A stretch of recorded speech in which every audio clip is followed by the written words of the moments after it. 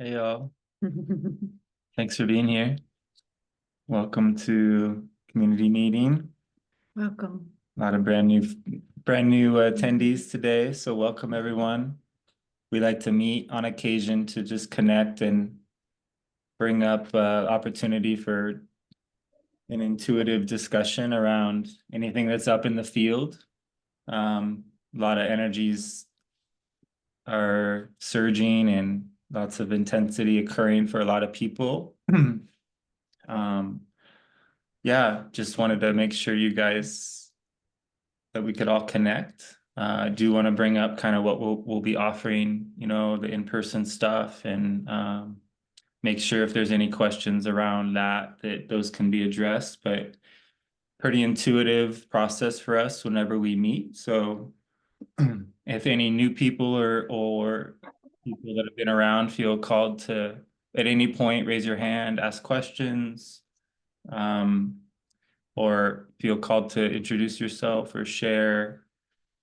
Um, yeah, that's all welcome.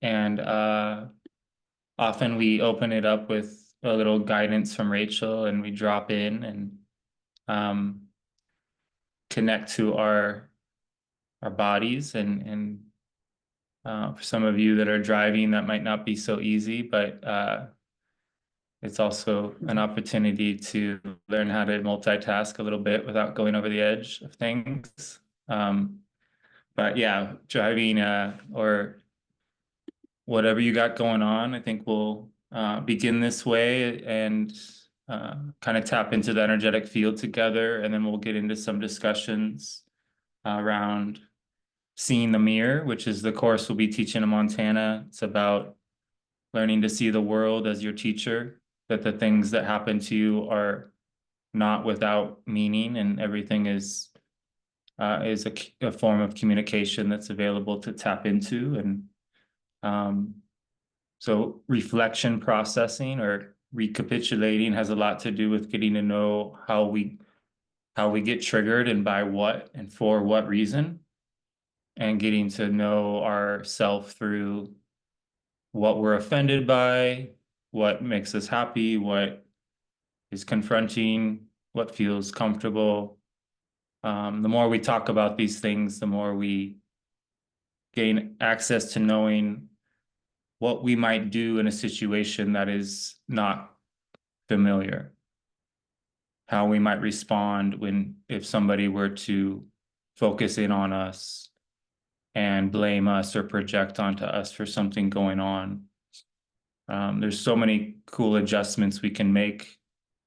And a lot of that is learning to get silent and monitor your reaction and slow things down a little bit so that you can catch yourself.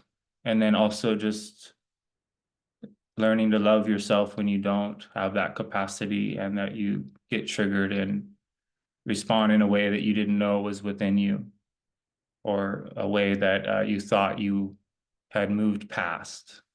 A lot of spiritual concepts involve not being angry or not going into those places. And I think that doesn't work ultimately. We need to know our anger, know what triggers us, be able to admit to it, um, and give ourselves opportunity to experience things that, give us help us gain access to how resilient we are. And it's okay when we're not. It's okay to go into hermit mode for times in your life and reset your nervous system, because life and people are very confronting and triggering. Especially during these times, it can be really hard to be, in the world or amongst people. But it's fascinating when you're just, you're not at odds with the world anymore. And there's a lot of breakthroughs that people are having right now around that. So wanted to just present that concept that this is about a reflection process and learning to look in the mirror of life. And we'll be going into that and at the course in Montana, and then Rachel and I will be doing a third day as well with some other things we'll talk about.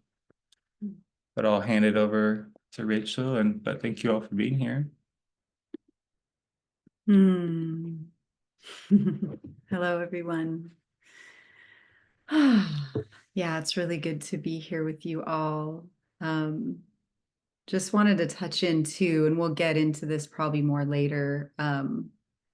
It's just so cool how these community meetings are formed. And I always like to let everyone know that you've participated already in how this is being formed, and how much our yeses, our decisions, and our energy moves towards that. And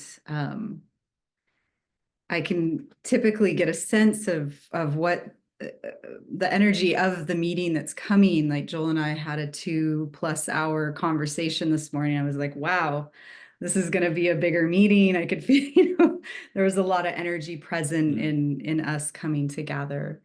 And yeah, I just want to thank you for that, your participation in this intuitive field. And yeah, one of the things that Joel and I were talking about this morning was yes, this piece that Joel's bringing up about the mirror in this reality, and then our conversation. I can't remember the linear points of what came first, but how our reality can disassemble, and how powerful it is to gather the wisdom from the triggers so that we learn about that here, and really root into this reality. And then, as some of you are dreamers and travelers, as we are in different ways as well, then traveling changes, right? Then the triggers that if we meet certain energies or beings, we're not as reactionary, because what happens in this dream affects all the other dream worlds that we experience and explore. Yeah.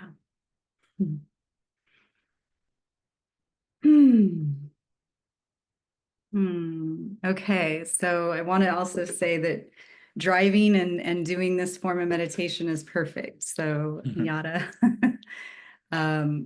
Because yeah, it's amazing to gather these skills of whatever meditation means or looks like for you, to bring that to our eyes open, in relation to our space, to people, to our experiences. It can be really quite powerful to titrate or merge the eyes closed feeling and the eyes open feeling. So we'll drop into our bodies to, yeah, the more that we are rooted and dropped in, drop down and back, while we're experiencing the world and our triggers, it's a profound skill to have that can really bring a lot to your life. So let's check it out. Yeah, so if whatever you need to do to make yourself comfortable, dropping into any needs or desires of comfort, an extra pillow, a sip of water, an extra blanket. Yeah, this is just a moment in time where you get to ask yourself and your body, how could I be more comfortable? Because we do a lot of facing the spiritual uncomfortable parts of life. We don't always get extravagant and just yeah, I want to feel extra good. So this is your moment. Give it to yourself, and yeah, feel into your nest. Yeah.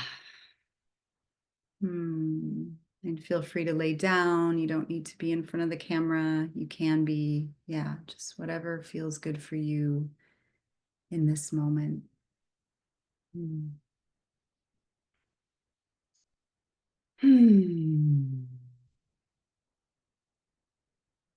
Yeah, and whenever it feels good for you, you can close your eyes and begin to turn your attention inward, the internal landscape of your own being.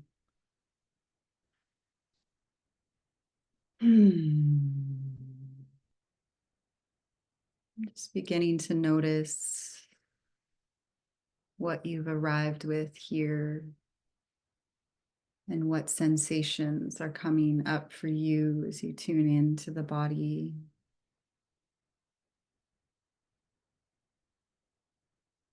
There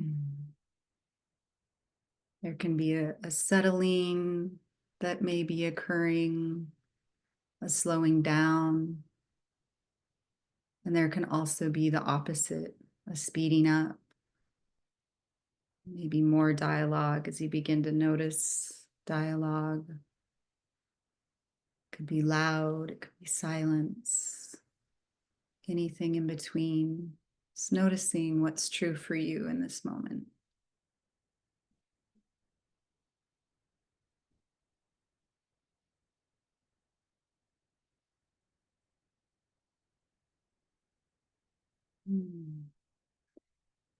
Oh. Noticing where your breath is at, its depth, or its shallowness. Being with this action that's automatic, this in breath and this out breath. Maybe noticing the chest or the belly that's rising and falling on its own. Not needing to change anything here. Just witnessing how your breath is. And maybe with placing your attention on your breath, it immediately changes and it wants to expand or contract. And just going with whatever is occurring here.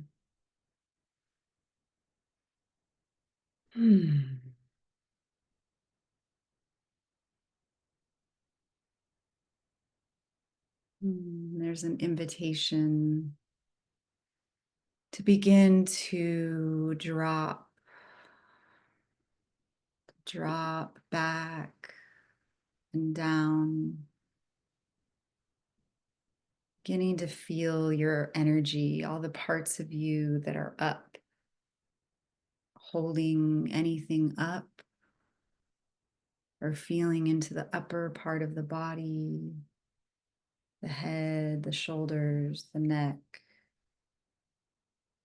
Just seeing if there's room here for the energy to drop down.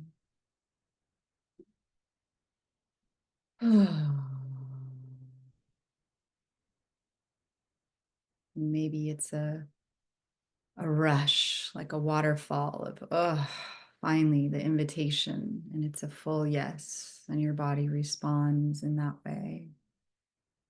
Or maybe in the invitation to drop, there's a resistance. Or maybe it's dropping very slowly, like an elevator, each floor, each chakra wants to be touched as it drops down.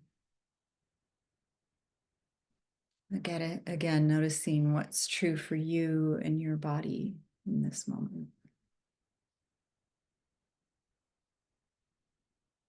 And if there is tension or resistance in the body around this invitation to melt and dissolve,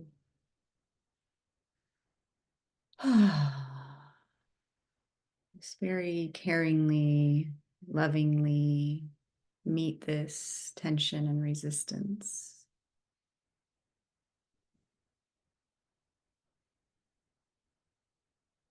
What does it feel like in your body to allow this resistance or tension to exist, to just be?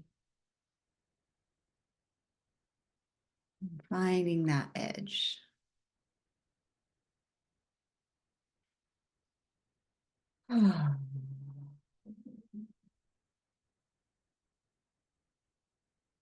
We can offer breath to this resistance and tension into our bodies. This breath of life is like pure medicine.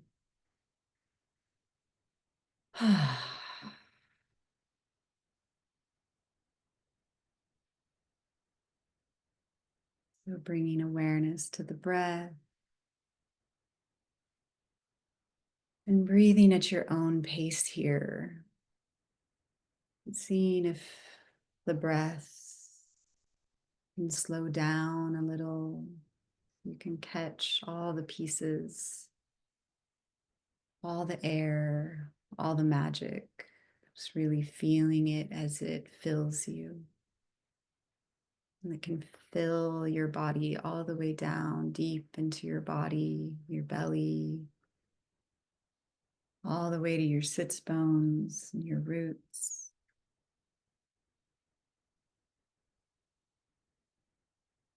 And feeling into the inhale and what that feels like for you.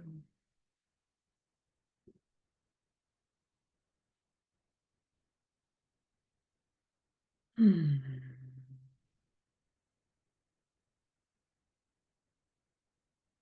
on the next invitation here is to open to sound. And you can do this by slightly parting your lips or opening your mouth wide on your next exhale. And just seeing what kind of sound wants to come from your body.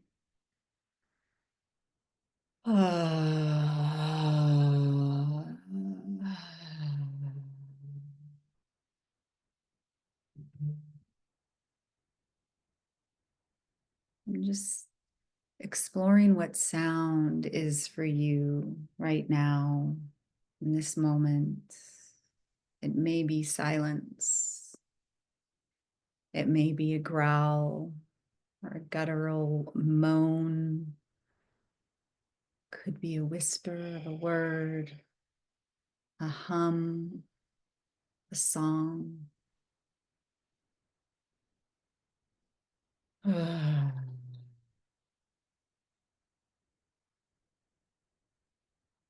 Could be a yawn.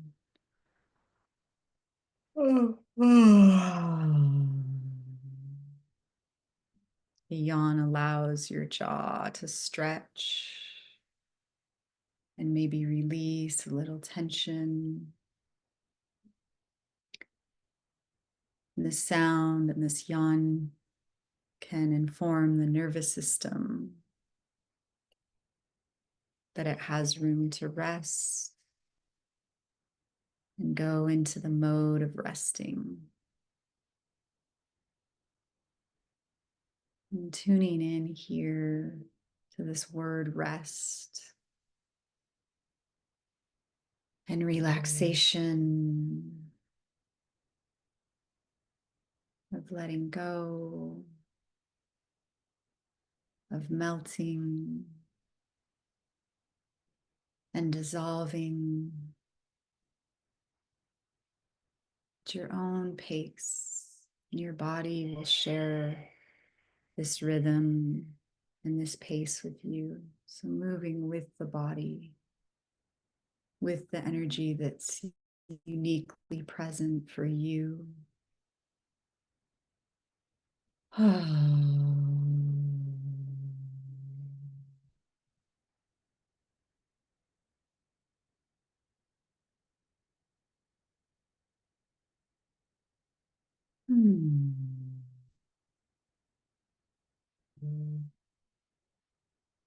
I'm feeling into any tension that's left here.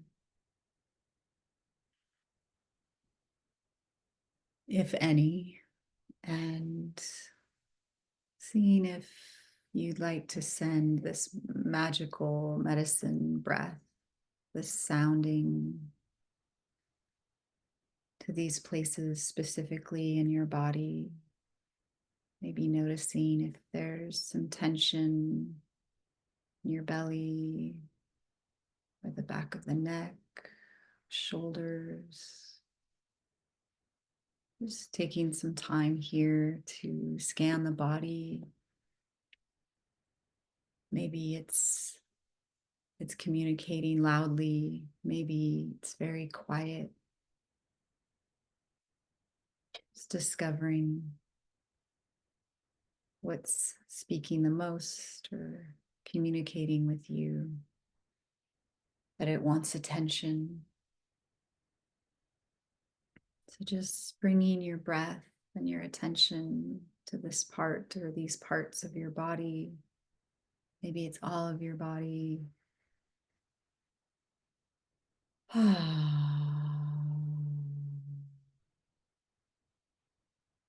Guiding your attention and breath and sound.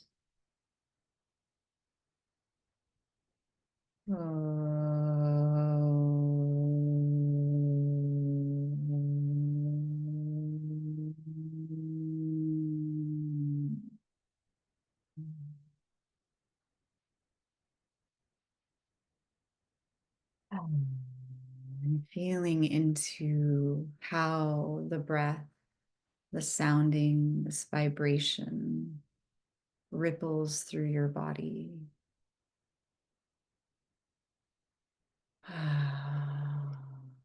Shifting frequency in the organs, in the blood, in the flesh, in the bones.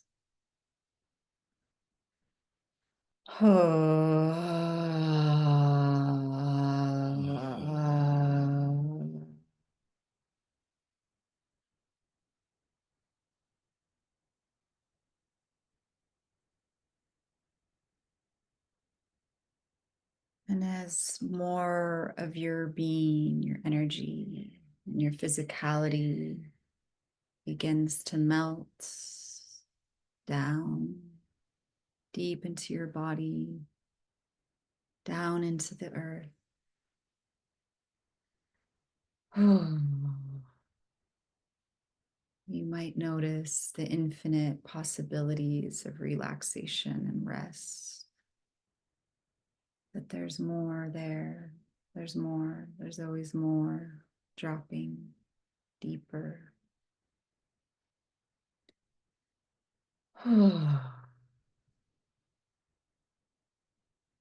And as we drop deeper, maybe slowly in pieces or in one big free fall,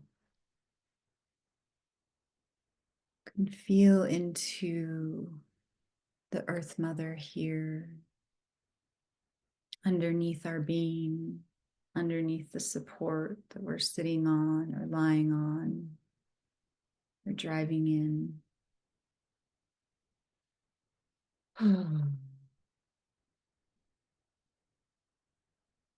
So we feel the support of our physicality through what we're sitting on, lying on, and then we can drop our awareness and our energy down below that into the Earth Mother, getting a sense for her and your unique connection of how you connect with her, how you receive her, and how she receives you. And maybe you're real familiar with that. Maybe it's brand new, or maybe it's different in this moment than it ever has been. And just noticing how she slightly or extremely rises to meet you as you drop.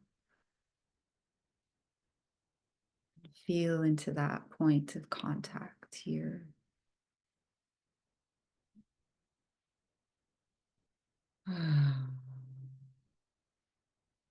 Maybe there's a nest here inside. The Earth Mother's holding in this loving way. Maybe you're familiar with the rocks, the pebbles and the boulders, the roots, the mycelium network. the waters of the earth.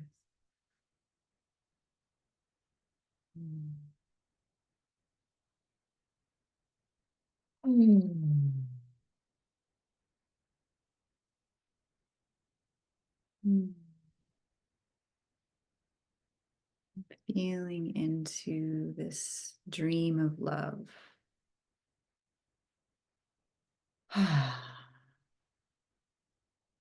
This earth walk,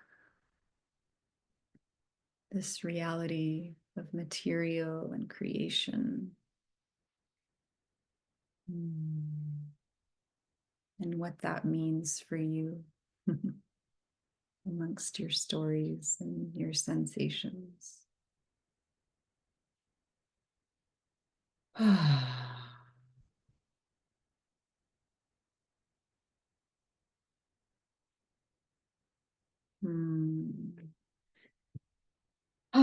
as you're feeling into the earth and this loving energy and how it moves through your body, there's this upward spiral that can be present. Just noticing what's true for you right now.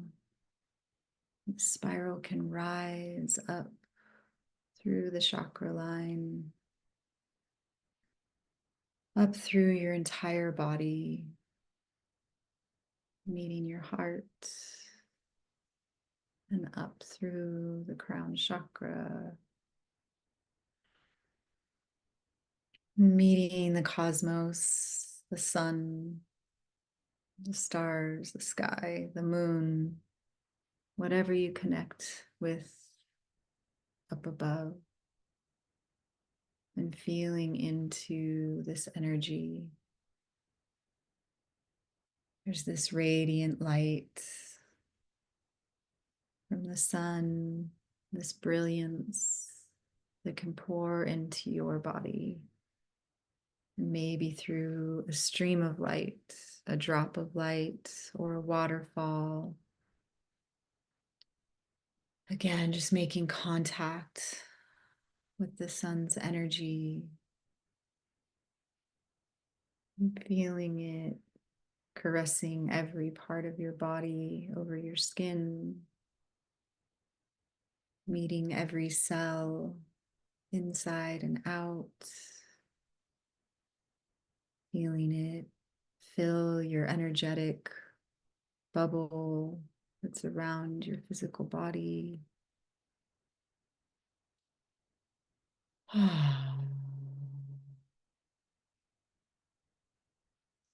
And as it pours into your being, maybe noticing this column of light.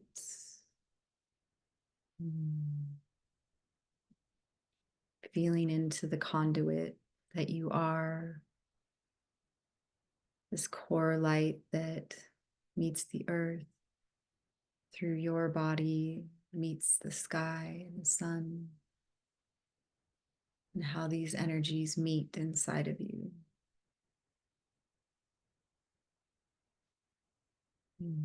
Feeling the dance of this liquid light, the masculine, the feminine.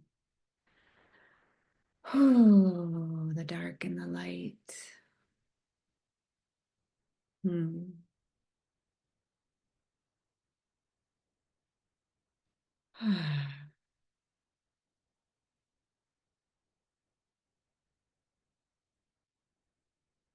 Beginning to come into the heart, maybe placing your hands on your heart, maybe one on your belly and one on your heart, just feeling into these power centers of this sacred vessel of yours, this sacred gift we were given to be here in these bodies, and honoring this gift, giving gratitude, feeling into the love that we are.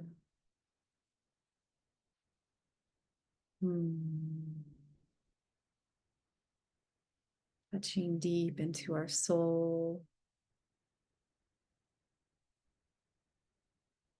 And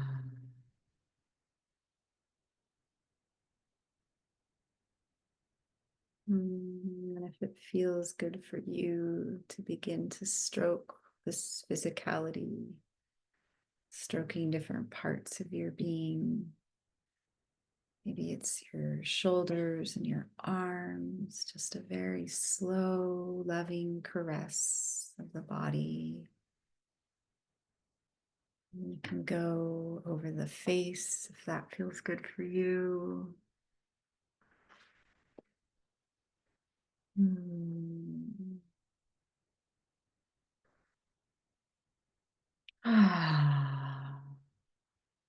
Can go over the chest, the belly, whatever part of your body you feel called to give extra love or attention or gratitude. Hmm. Hmm. Hmm.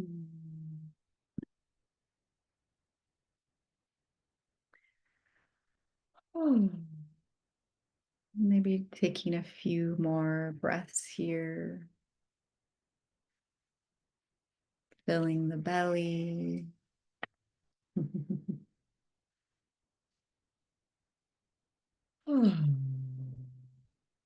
As we slowly begin to make our way back to this field that we're sharing together, and as we're on this solo journey of exploration of our bodies and this world and this reality and others,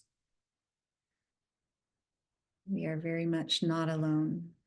It's so amazing to connect and to feel connectedness and community.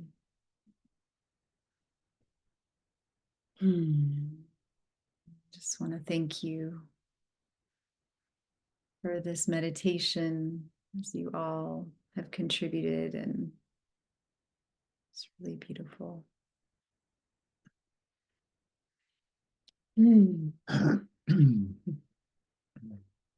Thank you, Rachel. Yeah, and please take as much time as you need to slowly come back at your own pace, and just give it a moment to settle back in to our together field here, and maybe noticing as you're coming back, like what happens to your energy when, we were just very inward, maybe exploring, but in that darkness, and then we come back into this light, and then we're taking in the screen, our rooms or our cars and other people. So you can titrate from out to in, outer landscape, inner landscape, and feel those sensations. Yeah, thank you.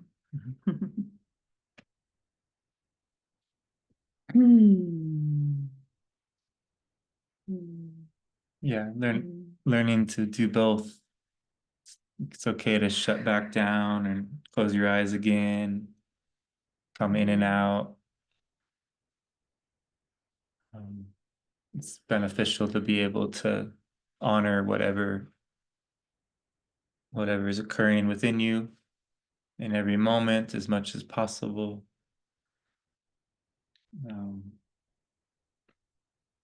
Yeah, thank you, Rachel. What an opportunity to connect with all of you. It's a lot of new people here, so feels really good to be creating an electrical connection. We're all electrical beings, and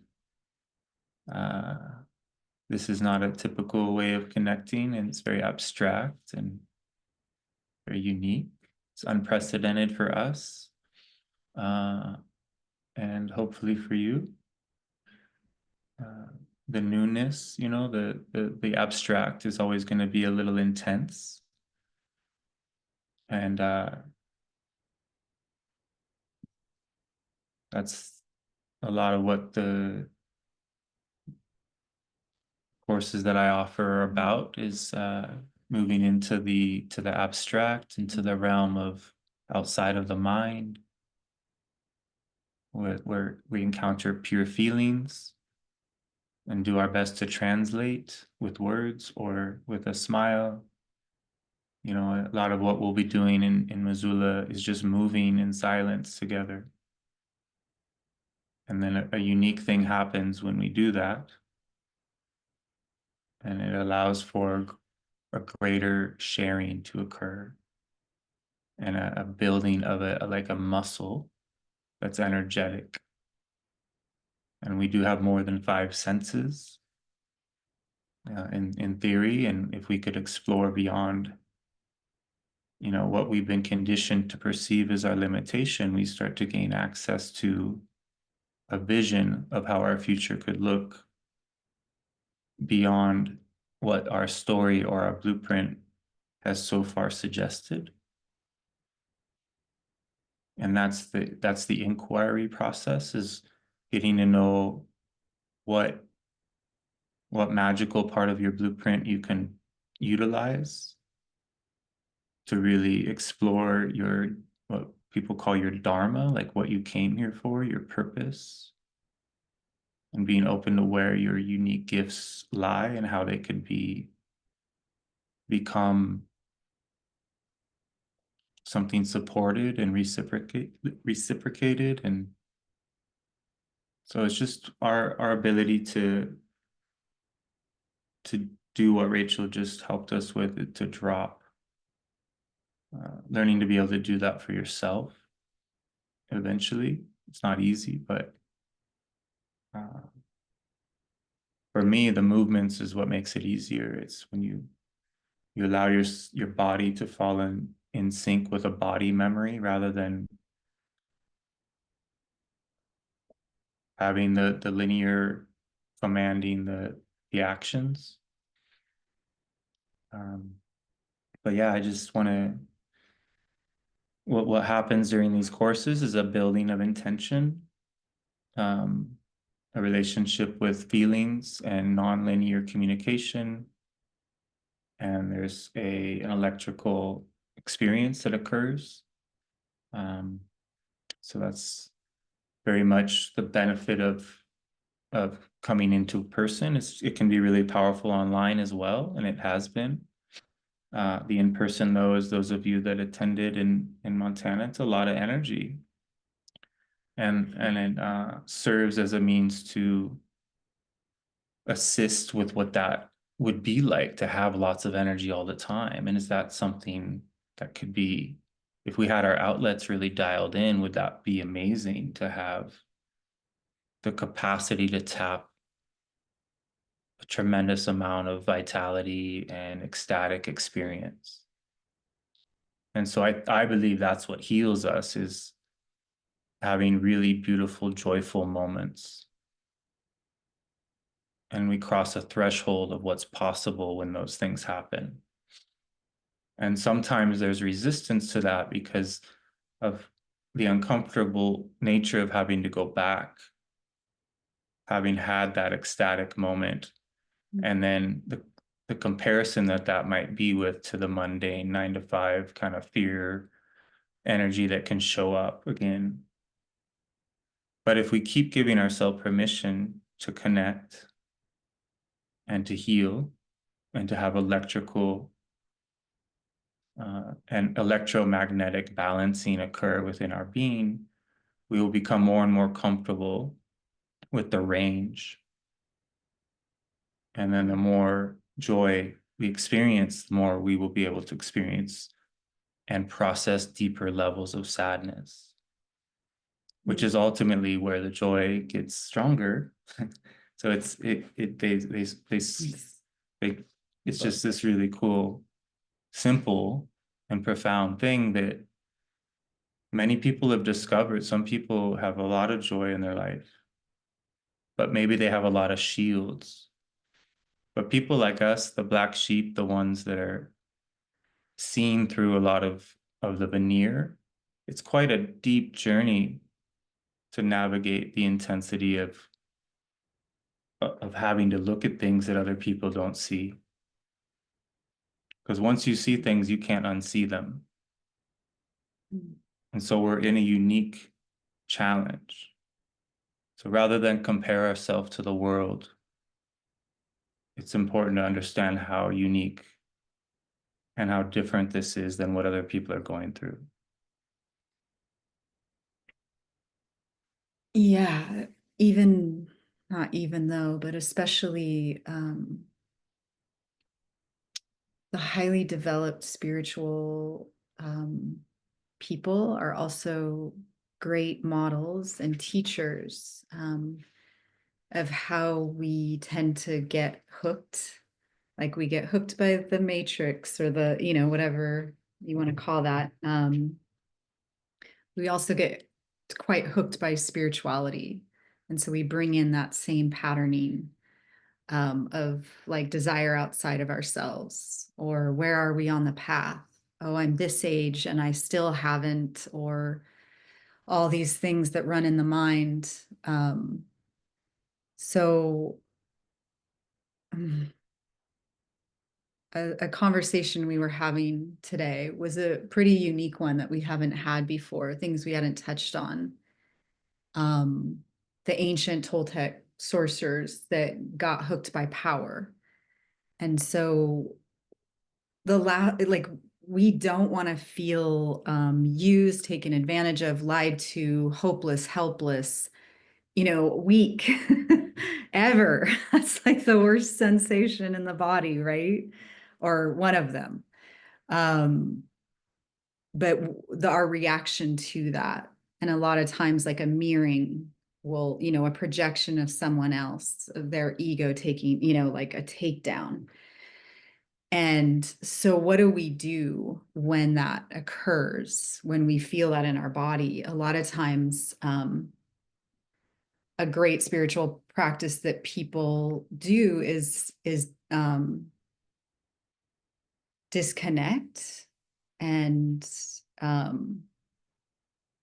like move into neutrality so that they don't get hooked by that feeling, because that's of this, of the shadow from our upbringing, from the system that we've been, to feel, to work with our ego. It's like, oh, well, that's my ego. I don't want to feel that. So we tend to disconnect from that, but that's actually, and that's what a lot of spiritual people do, or the Toltecs, the ancient Toltecs were like, well, we can bypass all of that. We're going to unplug from that system and access power, because wow, like that's a way to do it. And then Joel was talking about what happened to them because of that. And so what we're speaking about is to allow the shadow and those sensations to move through the body when they come up. And actually, instead of pushing them away or detaching, that's the word I was looking for, because detachment tends to be avoidance or a pushing away of, because it's uncomfortable, and a fear ultimately. So why would one invite it's the Rumi guest house poem, to invite it all in. Why would one do this? Well, this is what develops resiliency, capacity to feel the full range of the human experience and the sensations in the body. And then in this reality, it prepares you to be inside your experience fully without needing to, smudge and push off and protect from the outside world, so that you don't, get this onslaught of energy coming in, so that you can meet it with all of yourself. And when we do that here, like we were talking about earlier, we can do that in any dreaming reality. And so our bodies, our earthly experience, our emotions. So there's this titration there that you can play with. So we have these parts of ourselves. It's this range of like the detachment, the witness, and the mind, the feeling center, and then the emotion. And those, like, a lot of times we're like, oh, the emotional reaction is the bad thing. We don't want to do that. But it's also this great teacher of letting you know where you're at and what that actually is. Like, where is that coming from? So the witness ultimately allows for some of that to occur, to titrate into. So it usually experiences hit the feeling center and the mind and become emotions. And that can be in different orders, but I feel like typically that's where it is. So a lot of times we try to stop it at, I can just feel this and take it, and I'm going to be this warrior and this spiritual, like, and so it's allowing a little more to not numb out, to not detach, to not avoid, to be inside of all of it without going into the emotional roller coaster and letting it hook you and take you down the same pathways that you typically do. So it's giving yourself just a little more room in between detaching and getting caught. Yeah, and that practice is so beautiful. And that exploration is not, we typically go into the mind. It's like, well, okay, I'm going to witness, and then I'm going to ask myself these questions of where is this coming from? I'm reacting this way.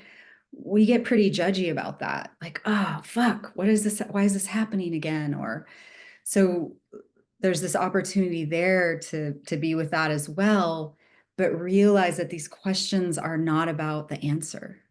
The questions are simply to bring attention to the experience and be with your body and allow your body room to assimilate and integrate these past traumas, these set ways that we've been caught in. And so we just give it a little more room. I've recently been working with like my bitter woman, like this bitterness that came up that I've always fought. And I thought that was the right thing to do, but it just came up this last week. And I was like, wow, I've been fully rejecting this part of me.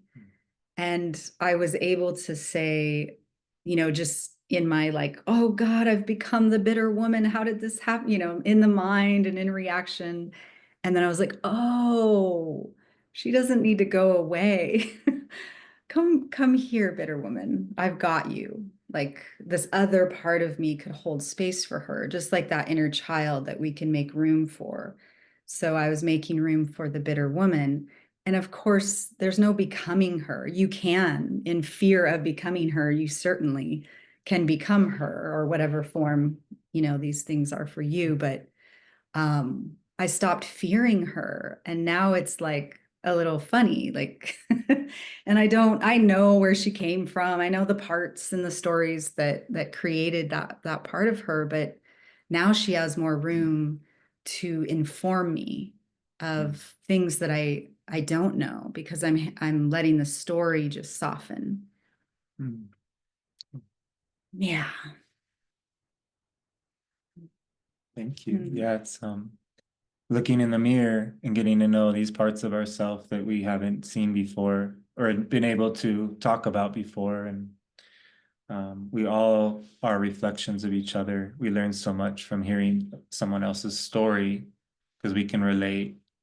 And a lot of that's the freedom of getting in these groups and sharing. And you're all welcome to share here today, like anything you want to share about how the meditation felt for you or any insights you have to add to this conversation, totally welcome. It's just part of the freedom that comes with these groups is the opportunity to speak, even if it's a little nerve-wracking or you're feeling overwhelmed. this can be a place to use as a means to take a step toward that capacity within you. So a lot of energy in here. So it's okay if your voice shakes or if you start to cry. Or shake. or you might need to shake before you speak. While you speak. Yeah, I rock a lot. Everyone's like, okay.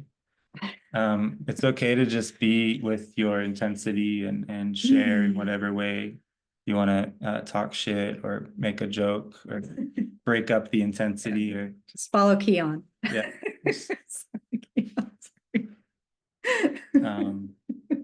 But yeah, these are powerful times that we're in together and apart, alone. We're all separate, different parts of the world. So it's so cool we get to connect.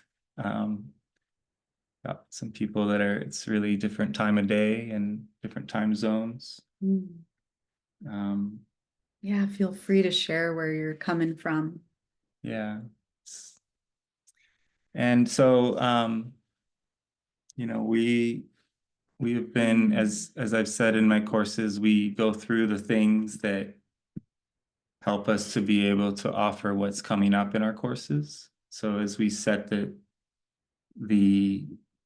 kind of the intention, then we go through initiation as a means to be, prepared to be able to hold space for everyone else to go through their initiation. And that's just seemingly like the cool way in which these types of energetic practices work. And the Toltecs don't refer to their work as spiritual, they consider energetic and practical. And so when you come to these workshops, you're gaining practical, energetic, like mechanical means to re-establish your electrical and magnetic capacity. So the movements are very strange. And they lead to being able to repair your vessel on your own without having to go to a practitioner or to be, dependent on anyone. Not that one should skip that step. I would not be here if I hadn't had all these. I wouldn't be okay had I not asked for help when my mom was dying. Like acupuncture, chiropractic, just psychic surgery, all kinds of stuff came in. And that's so much how I learned about being able to be of service and to help people, is by being in the presence of people that could help me. And rather than need them to be the 100% person that I wanted them to be, I had to accept that some of them had areas of unconsciousness that were triggering to me. But rather than isolate myself, I chose to receive the help that was available. And I'm so thankful that I did. But I've seen what happens when people don't, and that they require everyone to be the way they want them to be in order to receive their support. And this just ends up becoming very complicated. So our ability to suspend judgment and to be in guidance around who and what to work with and who to have what conversation with, this is a pretty difficult thing to face, especially for a lot of us who got really offended at the way people responded to the to the stories that, overwhelmed the system, all the fear that God introduced. It caused our own being to go into fear in a different way. We tried to counteract their fear, and we moved into fear. And now we got to admit that and start to we get to start to de-armor a little bit around. And a lot of you have done this really well, and I learned so much from so many of you in your shares and the courses and how you're navigating your family, how you're showing up to events, being willing to connect rather than upholding without projecting onto them anymore. If we can stop projecting, then we won't be receiving as much projection. And then Carlos said to be very careful with who you let project anything onto you because they're affecting and limiting your dreaming capacity. So he would get up in the middle of the night to practice his work because there was less attention on him. There was less people awake, and he could slip into this magical time. And he had but it doesn't, and so honoring how powerful human attention is, how powerful we are, this small little group of people, we have a unique attention. We're working on dreaming attention, reclaiming our attention. And it builds really strong. So it's okay that you're distracted. I distract myself all the time on purpose, and I enjoy my distractions immensely. But they also start to become less and less interesting, and my journey inward becomes more and more enticing. But if I were to force that or try to do what my teachers did and push past my distractions, I would override my shadow work. So this is there's a deep way to do this that isn't as reckless and dangerous as what we witnessed in our teachers or how they tried to teach people through fear. Carlos would always tell everyone it's 15 minutes to midnight. You know, that everything's about to go down. You got to prepare. You got to change your life. You got to, we're out of time. Yeah. And that's so unfortunate that he did that. But he did that, and the students that were inside of that intensity learned a lot, and that was a necessary stage for them. They chose to stick around and receive that berating that he would pinpoint people and expose them for he was very, unfortunately, that's what happened. But I don't then judge the whole Toltec knowledge base because of one man. And I'm so thankful that he had the capacity to bridge these worlds through the books that he wrote. But I could easily be so offended by just learning about somebody I didn't even meet that I could turn down this entire system of knowledge that has turned out to become the most incredible system of coming to understand what's happening, especially during this time. What kind of forces are at play, how the inorganic being realm operates. It's been a lifeline for me to be able to make sense of how dreams overlap and to decode the movies and like Inception and stuff. You really start to understand that these are all versions of reality that they're presenting to us, and opportunities to make use of the natural version of what they're showing in a transhuman version of everything they show. It's really cool how amazing we are. But the Castaneda books for me were the thing that explained it on a level that I was able to tiptoe into the depths without getting overwhelmed.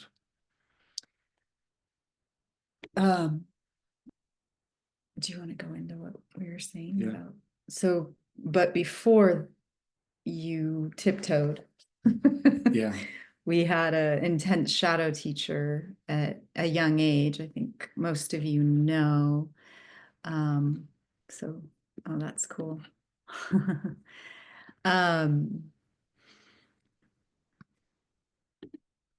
Yeah. The controversy around Castaneda. Yeah, it's good. So this piece around, our shadow teacher took the Carlos Castaneda books. I was studying with him. There's a lot to that. And then that's how Joel and I met when he was 16 and I was 21. And so we were all things Carlos and created this little mini cult. And who was driving that was this massive sociopath. I don't know what else you would call him, but many, many things. Very skilled and gifted, and helped us in so many ways. Was so traumatizing, and you would say, abusive in so many ways, but also taught us a lot. And one of those, Joel and I both have these experiences in that time period where we experienced a significant disassembling of our reality, like boom, like the shift of the assemblage point, and yeah, for me, it was deep in the Rocky Mountains, was never going to come back to society. We decided to go there. Just to preface that, we've been hopping trains and here we are, said goodbye to our families forever, this kind of thing. And the sorcerer, the main gentleman we were connected to and handed our power over to, not to go into details of what happened, but basically in an instant, my reality completely dissolved. And yeah, so we are doing things different. We learned from him and that experience and quite a few others where we handed our power over in really significant ways. And we called that in. We were talking about how there was this part of us, that our shadow, that was helping, like calling that in, maybe to do with the blueprint of what we were to do in this lifetime or this opportunity to learn something so severe, because at that point it was severe. It was a moment in time where I may have never come back from that. And I was, depending on, I don't, we have a large group here, but I was taken over, like as soon as this reality disassembled, I was like free food for other realities, or maybe one other reality. I'm not sure how it works, but I was from toe. It was just like a movie that you would see when something like this could occur. An entity, whatever you want to call it, this energy ball started to consume me from toe up. And I had completely was losing my mind in I could feel almost my physicality. I was being consumed, and I was also in that consumption and everything dissolving. Wow, I've never actually tried to describe this in so much detail. Yeah, it was a coming undone. I'll just say that. A truly coming undone. Yeah, that was my experience. And I was very, very lucky for something in my being that was able to mentally come back. So my distractions now are more like calculated than I thought. Like I'm learning to love my subconscious and my shadow and my distractions more and more, because there is a deep fear within me to not have that experience where I'm just, everything. I'm a great feeler, I'm a dreamer, but I don't dream that much. I'm easing into it, and I've taken 20 plus years to do so. And I highly recommend listening to your body and listening to your fears, rather than trying to push past them, because of my experience. So that's like my input, not to really cause more fear around that could happen, but just to kind of offset the idea that we need to change. We need to, drive the opening to happen, so we get away from the uncomfortability of, the system that we've been so veiled and caught in.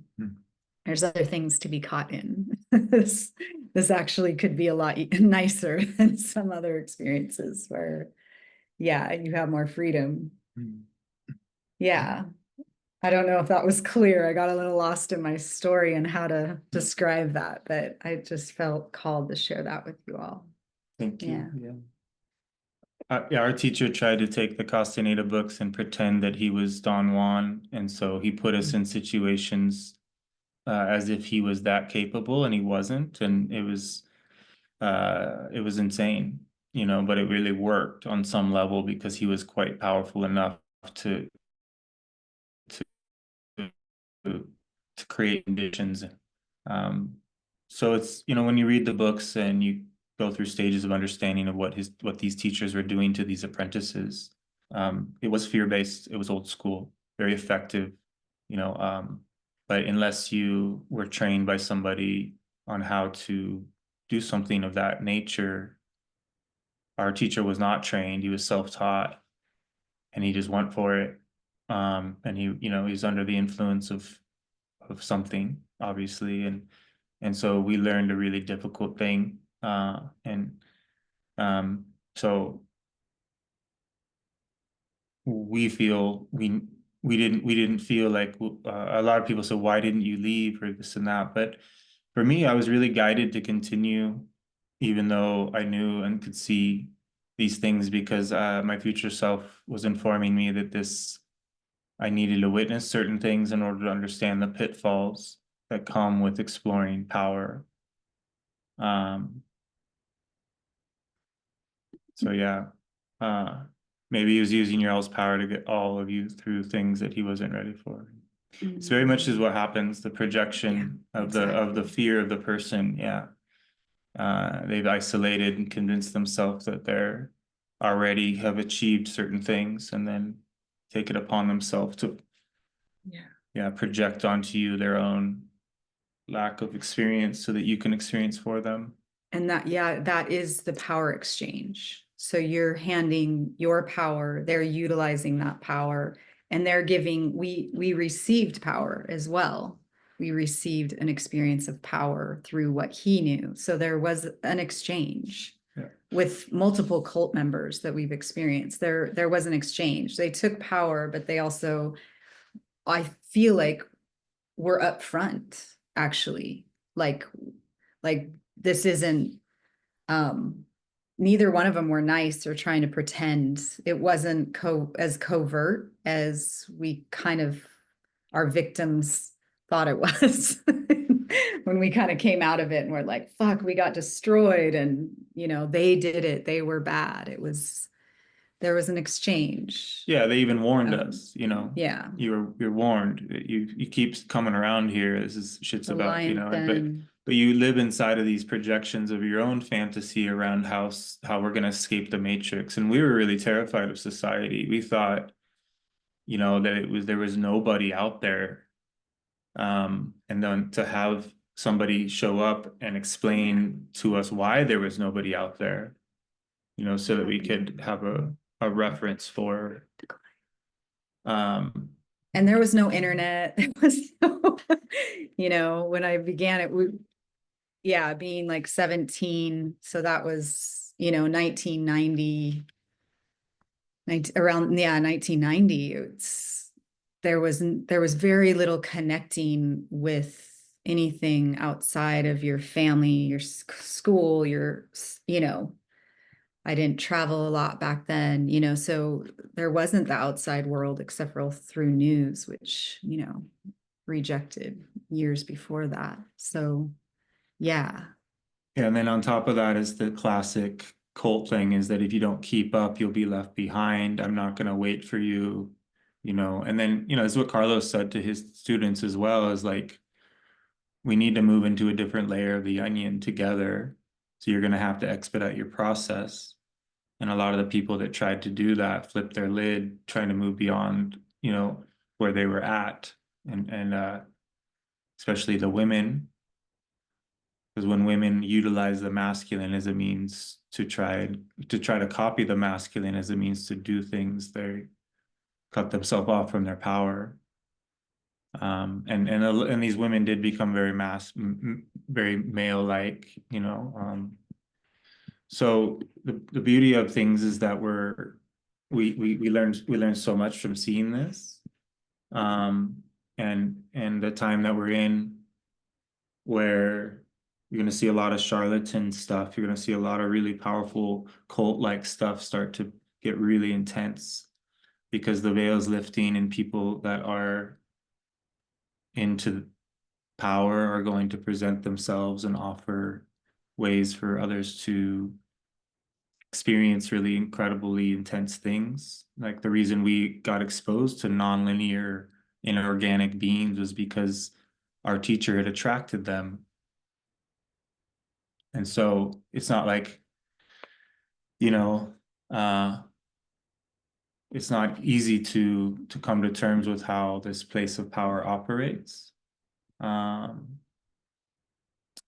so rather than get lost in, rather than try to mimic the Castaneda books or get lost in any older version of shamanism, and I think we're in such a unique time that if we, we're it's all the strongest people I talk with are all saying about how important it is to really be of our time, to not copy a system and to listen.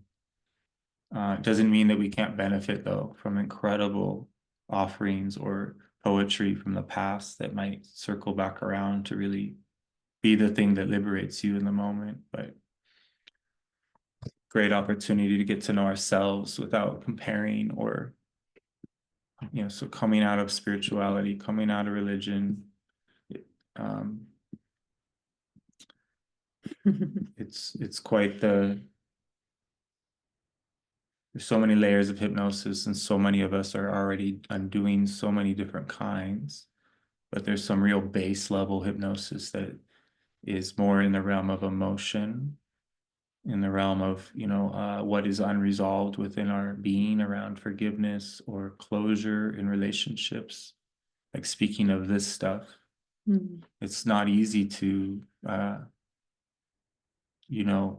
review all of it and then let it go. You can let it go in theory or on mushrooms in a moment. You might think you let it all go, have this incredible moment of clarity, but it's almost guaranteed there's just all kinds of stuff still to navigate.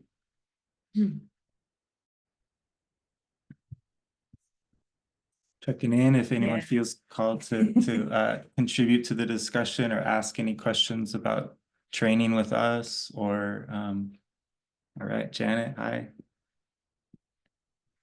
Hey, Janet. Hi. I'm reading Taisha Abelar's book again, and this time it's so amazing. It feels like I never read it the first time. I'm just being humble and honest. And now the second time, everything is, it's like, oh my God. I mean, I'm like, I carry it with me like everywhere I go. Anyway, I just want to hear more about the double. Is that, and how that relates? I mean, it's a huge topic, but anyway, just that word, the double, the witness. Sure. There's two of me. Is there one of me? I'm just, yeah, loving life more than I've ever loved life before. And so I just have to keep sharing. That's what's happening with me, is that I feel like stars it's shooting out of my hands. So, and I can't be quiet anymore. I can't be shy. I'm like, there's literally stars shooting out of my hands. Yes. And I'm, yeah, I'm not the same person I was 10 years ago. That's for damn sure. Anyway, so yeah, the double, the double. We have another Janet in here that says yes, double. That's so great. Good timing. Yeah, that these are, Taisha's book is so great because it covers almost an entire apprenticeship in one book, where the Costania books takes a long time to get anywhere to explaining like a lot of the stuff. There's so many different words for our energy body, but the other or the double are both considered the same. These three things are the same. Our energy body actually is typically behind us, like 6 to 10 feet. It's a smaller, more compact version of us. And what Toltecs learned to do is create a relationship with their energy body, and Carlos referred to it as his beloved. Right? When you learn to tap your double and move into the other side of things with your dreaming body, then you get to remote view or go places, like you could go to the redwoods tonight, you know, and actually be there and smell and leave footprints, you know, with your body, with your energy body. You could imprint or do things to make sure you could go back the next day and verify that you were really there. So shamans actually learn to, in the advanced state, is to become capable of making a copy so that their energy body and their physical body look the same, and then they can be in two different places at the same time. And that's very advanced, and it sounds outside of reason or possibility. But we can bring these things into they slowly become more and more accessible. And the reason it's so difficult to do is because the recapitulation is so unlikely that one would be able to follow through with it. So it's protected. If you had access to your double prior to being able to handle it, you would end up in a mental ward. You would not be able to keep your reality intact. So we're so lucky that we're not on the street schizophrenic and experiencing the multiplicity of ourself without having an understanding of what happened to us, because that's often what occurs. Is trauma leads to such a severe level that people gain access to these other resources within their being as a means to survive, but they did so in a way that was terrifying and helter-skelter and leads to more and more trauma or confusion, to the depths of being willing to do things that you become possessed and taken over. So the dreaming body is the most beautiful thing. It is basically the seer, and it has a voice. It will tell you things, but there's another voice that's much louder that's not yours, and it's going to pretend to be yours. Our ability to recognize the difference and allow our energy body, our double, to guide us in every decision we make will lead to discovering the totality of our being. And with the totality of our being comes all the resources that we once had before the program took over. This powerful opportunity we have to be under the influence of some non-human attention that has found a way to, you know, kind of run this show here.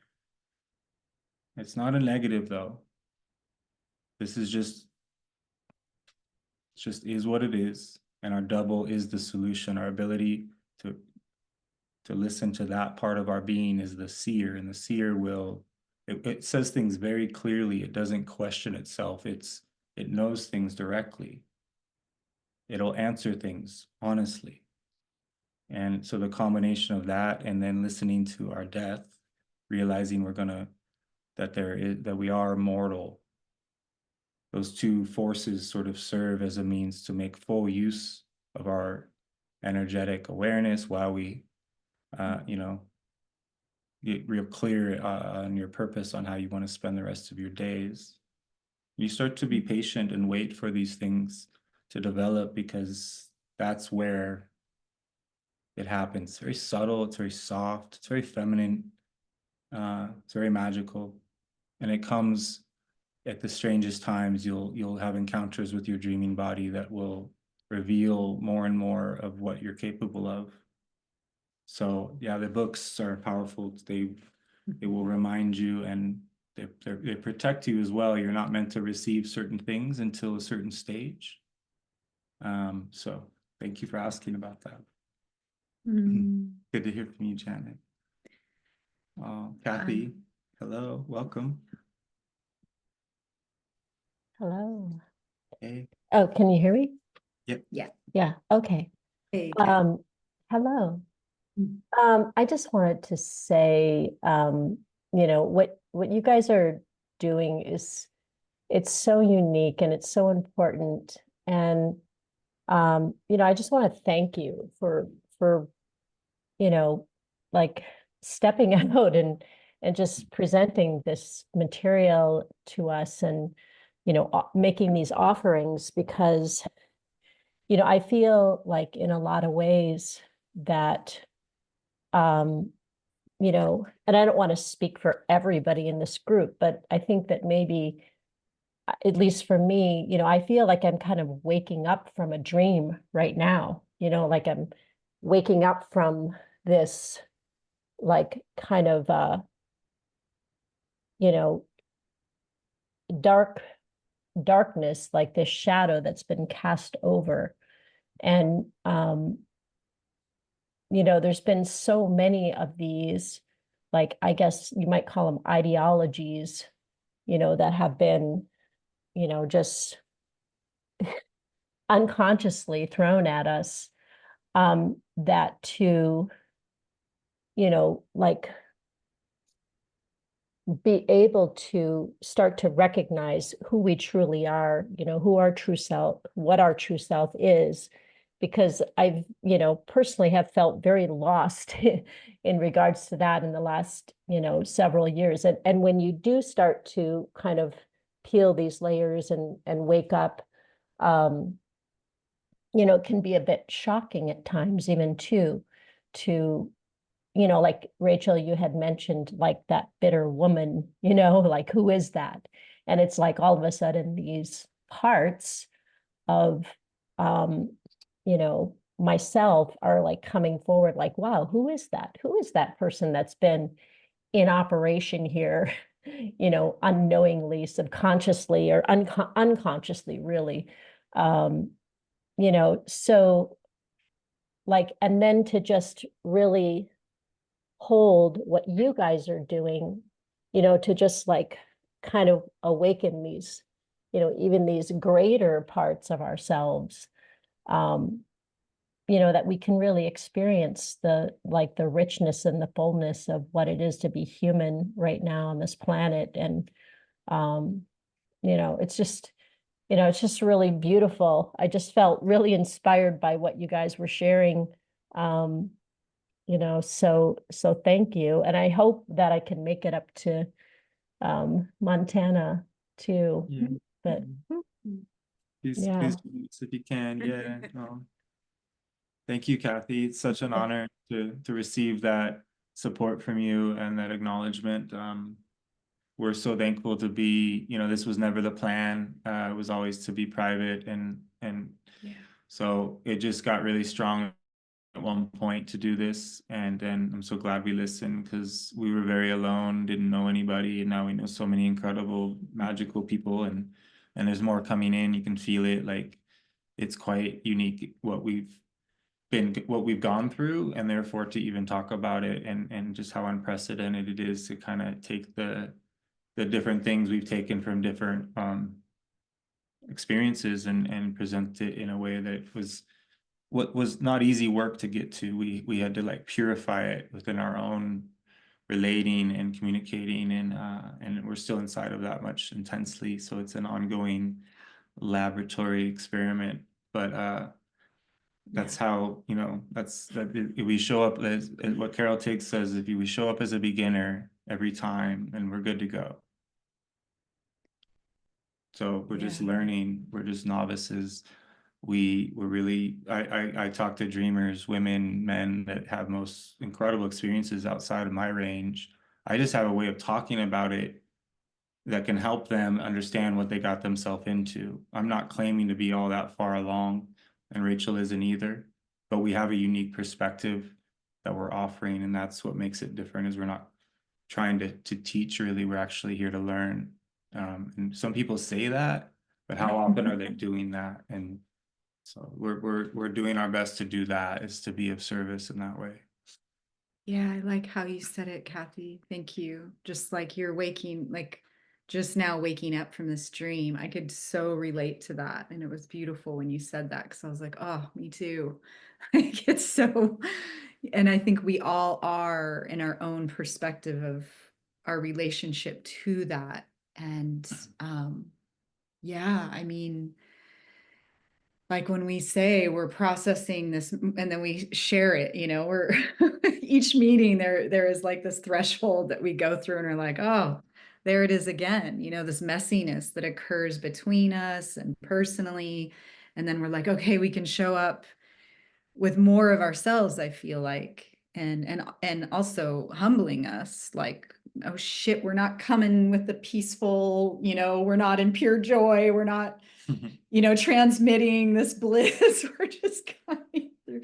And then what happens is that the bliss just arrives, or the comedy of it all, that our egos try to come in and negotiate certain things. But yeah, that's our traumas, in the sense that we've had this really different, and we have these stories, that may be different from all of yours, as yours are different from ours and everyone's.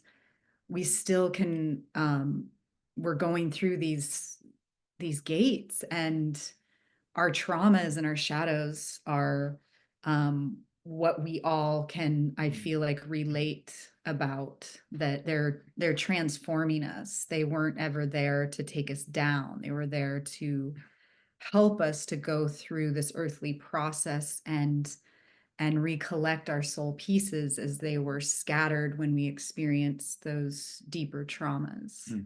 And to do that together is, oh, yeah, like it really brings a lot up for me when Joel talks about how alone we were. I mean, if you can imagine like having this experience when there was not even a spiritual presence hardly that we could tune into as a teenager in America.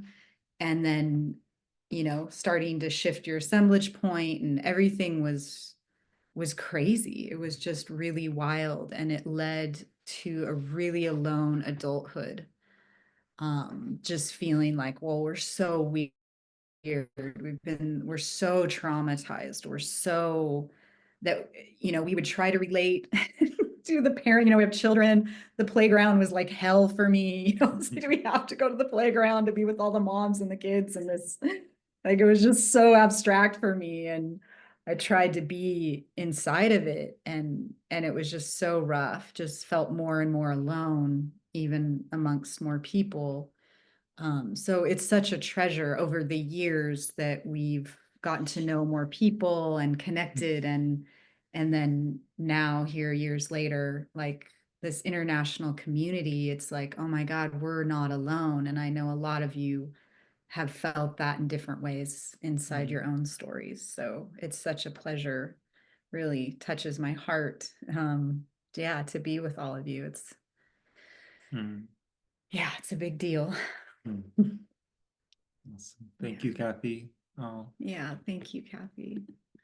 all right, Chris, welcome, brother. Hi. Yeah, hi, thank you. It's great to be here. I'm Chris. I'm one of the new people. I spoke to Joel a couple of weeks ago after, getting to know this unique perspective that you are sharing with us. So I echo the appreciation and that Kathy has just expressed. I'm just so as people know, I'm based in Norway. Been living here for 20 years, and have been on a long old journey. And I love this. I really love this perspective, because it's timing with everything. It seems like everything is coming together. Everything that I've ever done and I'm doing is really coming together. There's a great acceptance. You mentioned the Rumi poem, which I haven't unpacked it yet, but I've got it lying over there, which I have up, and it's a great reminder of everything that you go through.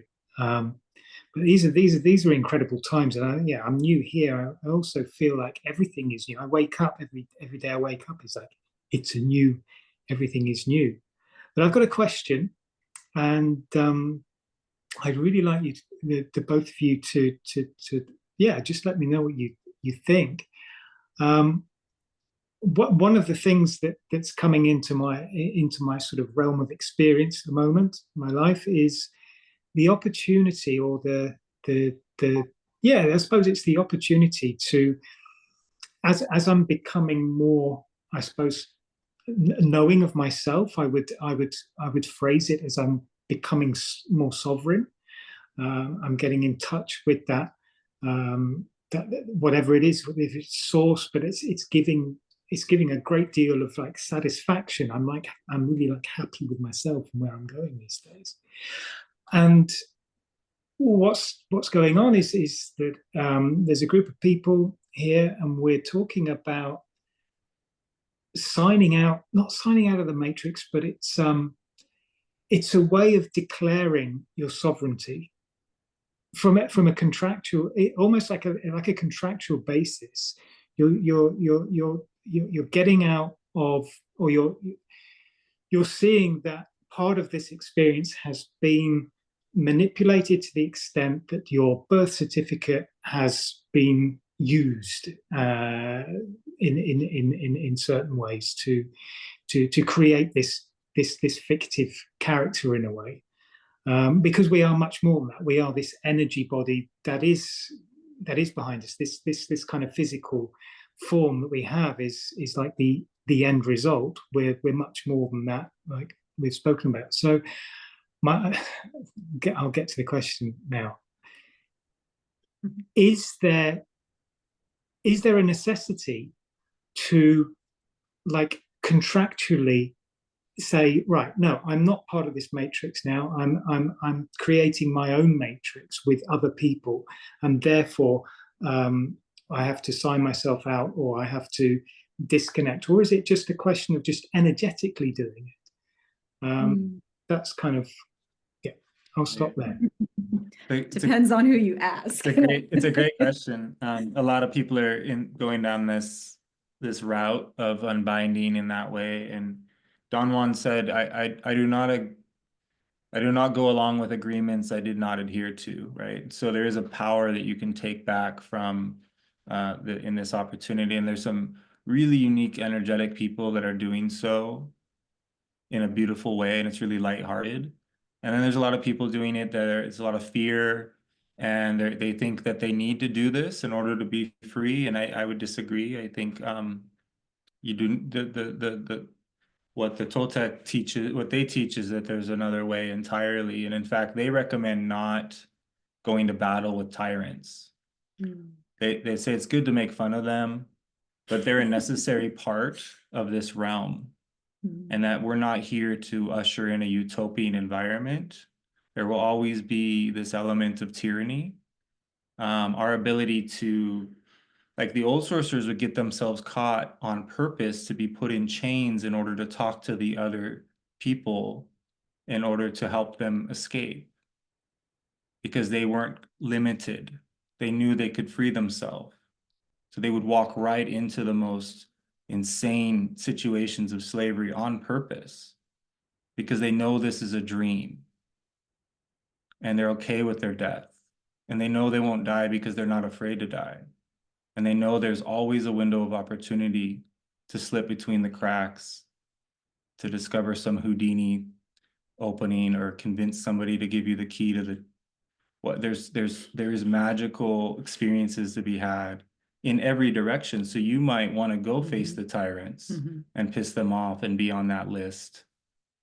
Or you might be called to just make extra money to offset the fact you got to pay them all this money for the fact they've convinced you to do so in this system.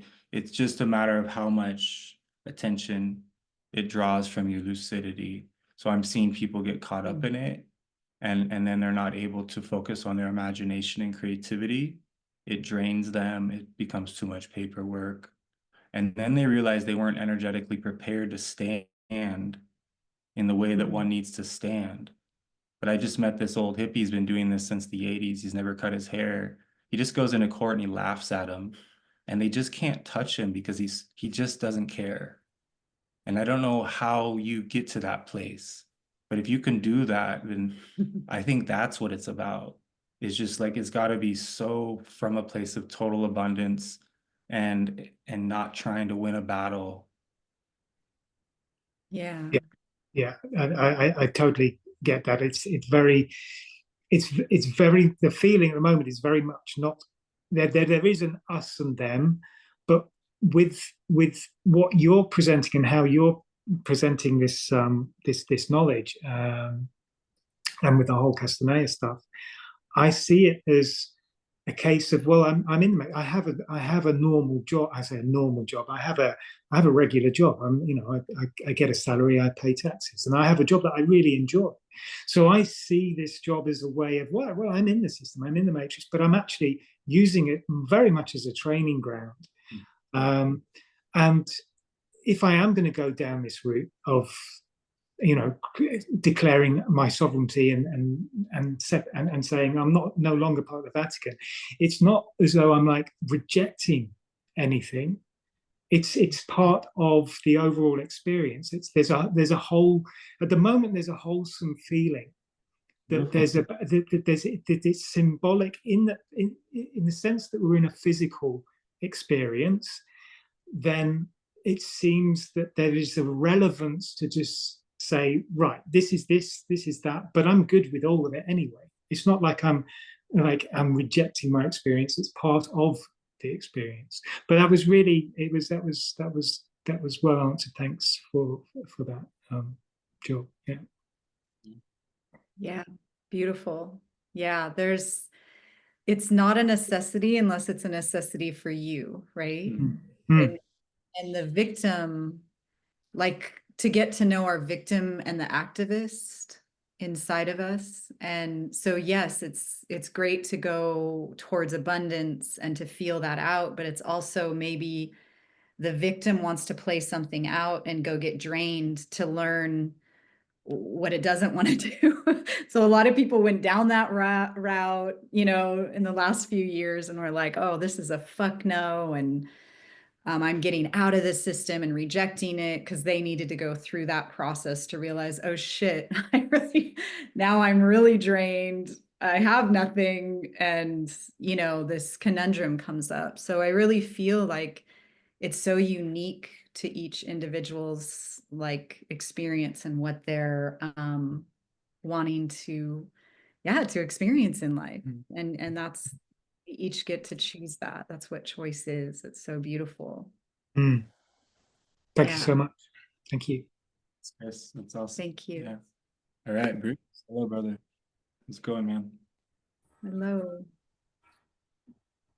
Hello, good morning. I'm in Australia. First time I've been on this call. Just reflecting what you said, Chris. I've gone down this route of taking back your returning your birth certificate so that you're no longer the trustee or the beneficiary. But in Australia, our experience is they won't play ball with it. So I was detached before I went into it. Now I don't care. I've done the job, and at the same time, I got a telepathic message saying to me, "That's good, Bruce, but it's all 3D, all that stuff." So I don't know. Sometimes they say things. I have a question that quite often when I first put my head down, I'll go to sleep instantly, so-called. And I'll have a nightmare, in inverted commas. And then, so I used to wake up and I'd be with this fear reaction. But then as the years went on, I thought, oh yeah, another one. Why do you keep on coming back to, present these things? What uses it? So I'd just like you to get a reflection from you, Rachel and Joel, about that scenario, if anyone has been through that, and it still comes up occasionally. And I've got to say, I've got very fractured sleep. I flip in and out, and I have multiple dreams. I've got to get up and clear my bladder because of the enlarged prostate. So flaky kind of sleep I have anyway.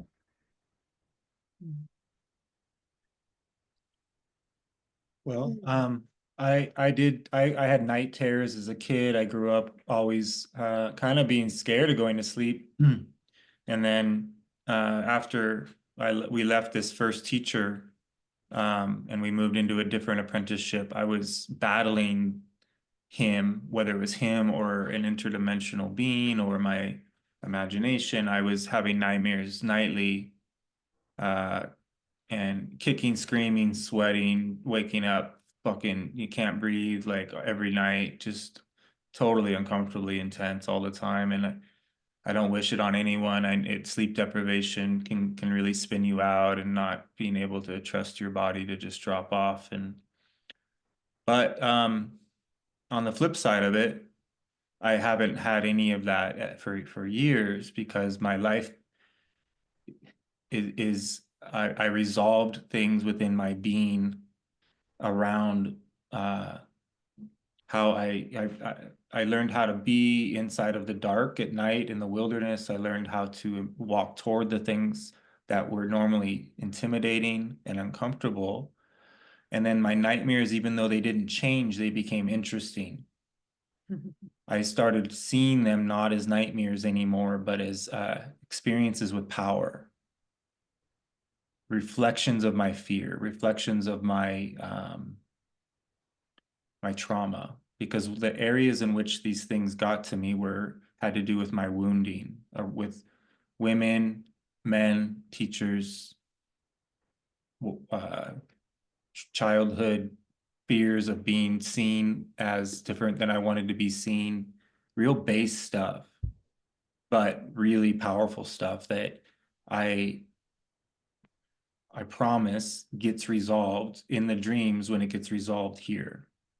So when you And vice versa. yeah, and can happen the other way too. So it's just a matter of sometimes all it is a change of perspective around what it is. And then rather than blame oneself or blame something outside of ourselves, just curiously take responsibility for what might be occurring here and move into it with maybe an expansive definition at first, like a little less defined as to what's occurring, and then it starts to reveal itself to be, like in the movie Jacob's Ladder, he's being haunted by demons, and then he realizes it was just these angels trying to free him. And it sounds kind of cheesy, but there's something to all of this, that there is energy we're interacting with in these dreams, and there are beings trying to teach us about ourselves. And they're very strange creatures. They're not like us. So it's exciting when you realize there's so much to learn in the dream world, and nightmares become a place to explore instead of avoid.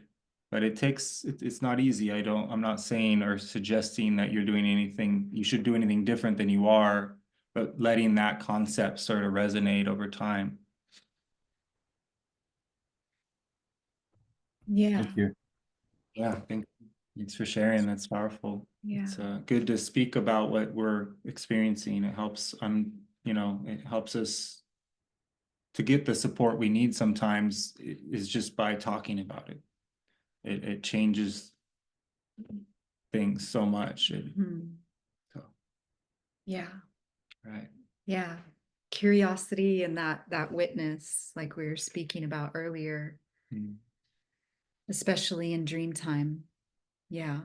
Finding that consciousness in your dreams, because a lot of times we slip into that dream, the reoccurring dream in a way. So if you can become just a little aware or have a different, like Joel's saying, a different perspective of it here, you can probably carry that over into there and get more curious of what the dream is sharing with you. For sure. Yeah. And if you feel comfortable to explore a little bit longer what it feels like as you start to go to sleep, rather than drop off necessarily, you could go into a position on your back maybe is less relaxed, and then you're maybe explore that in between space as you start to drift away, get more comfortable with that intensity that occurs right there as we start to drop. It's prepares you for being able to experience other intensities. Oh, thanks And actually inviting that triggered something in me, something fun that you can do is to invite that dream closer in, like we're talking about inviting these parts, right? And so with what Joel's saying, you know, consciously meeting the dream space, the dreaming awake, and inside that dreaming awake, you can have the intent and set yourself up to invite that dream in to the new perspective. So you can be active in that. Yeah. Or you could recapitulate the dream. Yeah. And so you while you're awake, review it. Where do you feel it in your body? Where is the discomfort? Or maybe it's not discomfort, but it's intensity. Boredom is often considered intensity. If we just sit inside of our boredom, all kinds of things will happen. But we don't usually give ourselves permission to do much of that. So the subconscious wants to surface. It's going to try to find a way in the dreams or in this dream. The more we make room for it, somatic inquiry. Rachel does an amazing job helping her clients and one-on-one to drop into their feeling center and then access things that maybe they didn't realize were occurring on the deeper part, or I don't know what you call it, but is under the surface. Yeah, and that, I don't know, I'm just gonna say it, but this is something that has actually come up, which is I've been assisting in soul retrievals. You know, what is this, where a shaman comes in and helps you to recollect your soul. And this is really what we're talking about. To me, having studied since I was 17, these different avenues of things around our soul experience, soul loss, you know, these pieces of us that are in the dream caught in these currents or specific stories. Like what is this? And you know, if you've read Olga Kuratidi, it's dream healing. If you look at it as shamanic perspective or curandero, it's soul retrieval. If you look at it from a Toltec, it's recapitulation. If you look at it through psychology, it's trauma resolution, or GNM is, you know, conflict resolution. So to me, all of these link. And right now I'm currently being moved to what's being created or birthing right now is this assisted recollection of your soul essences.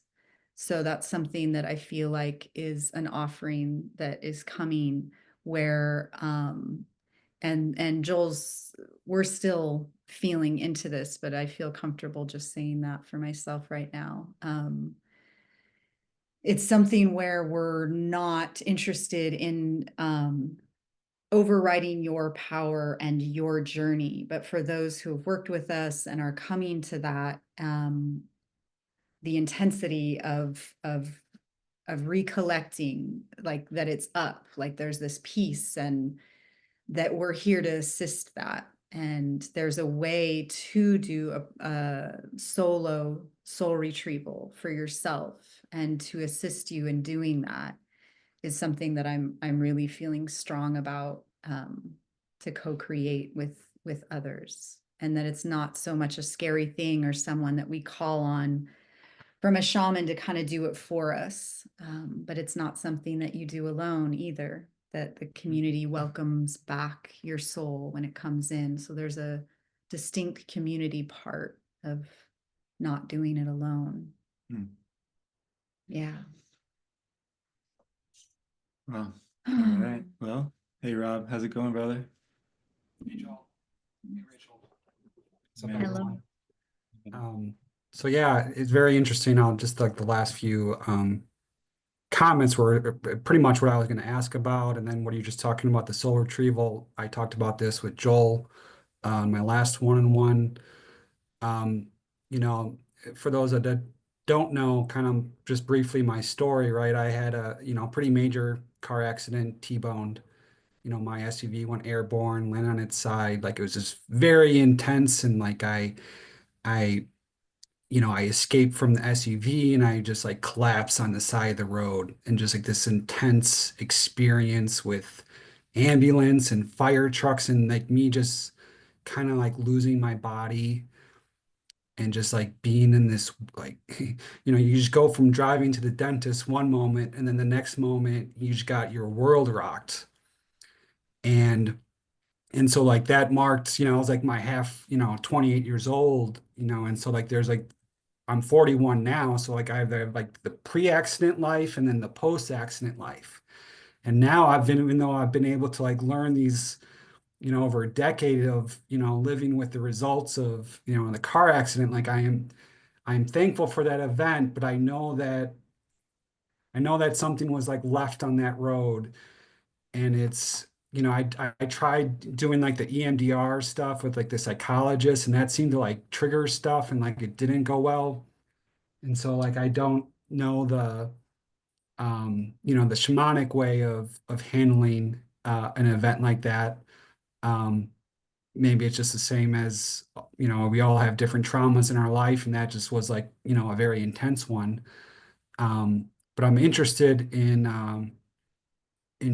that, just because, yeah, it's and that pain, like that deep pain that I've had, you know, like it's led me to want to do certain things, which